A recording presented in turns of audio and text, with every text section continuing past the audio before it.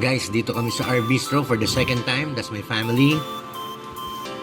Siyempre, kinuwanan ko din yung place. Napakaganda, relaxing, cozy, ganda ng aircon, at napakabait ng mga staff.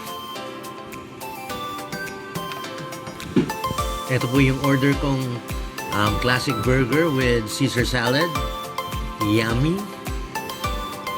Ito naman ang nag-iisang bayawak ng buhay ko.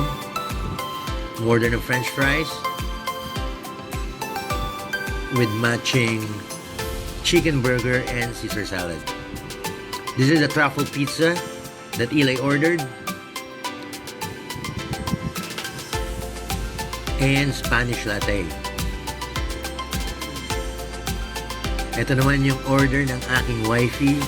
Chicken Alfredo. Oh no, shrimp Alfredo. Hindi pwedeng walang zero.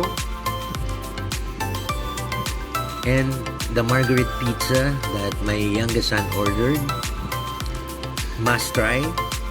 And what's this? Tenders and chips. And fish and chips.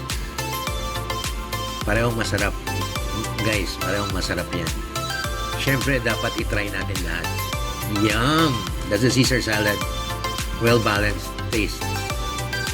At syempre, pakita ko sa inyo yung burger. Pinahati ko in half.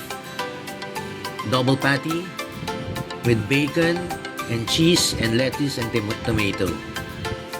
You know. And the margherita pizza with cherry tomatoes on top. Wow! Syempre, sip tayo ng ating favorite, Zero. So, what's next? Ayan, tinry ko rin po yung truffle pasta ni Eli. Hindi siya masyadong matapang. And of course, the french fries na in-order ni Bayawa.